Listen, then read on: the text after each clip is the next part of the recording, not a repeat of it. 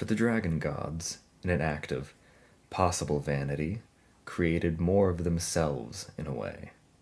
They took to one corner of the realm and created their offspring, the dragons, perfect copies of themselves, though with far less power.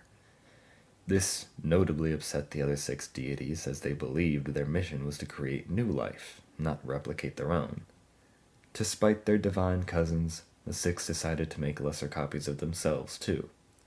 These mortals were the humans, the sea folk, the Dranasi, the centaurs, and the Lamia.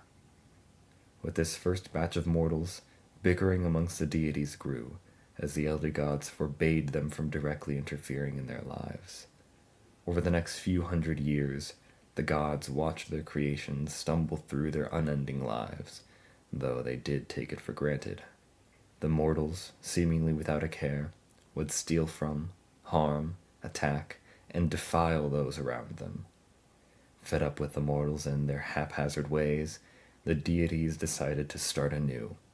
They wiped all of their previous creations from the face of the planet and recreated them, but with a finite lifespan. For the newest batch of mortals, the deities saw they began to cherish the lives they lived. However, with the gift of death, the deities needed a way to reward those who lived righteous lives and punish those who led wicked ones. Pooling together their divine powers and that of the void, they created 3 new realms.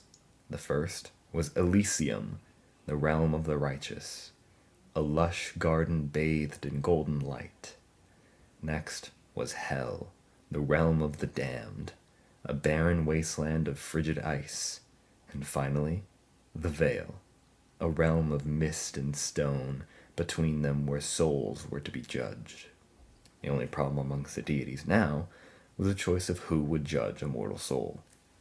None of them wishing to relinquish their duties, they gathered ashes of the flame and had Vitir create one.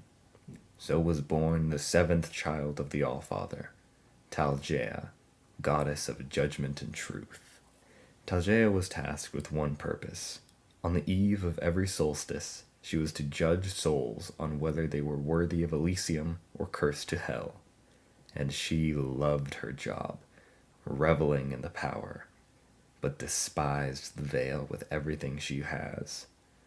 She hated having to wait for only 2 days each year to get to judge souls, so to escape her cage, as she called it, she made a deal with Vitir. She wished to leave the Veil and be allowed into Ohororia. In exchange, there would be a new goddess in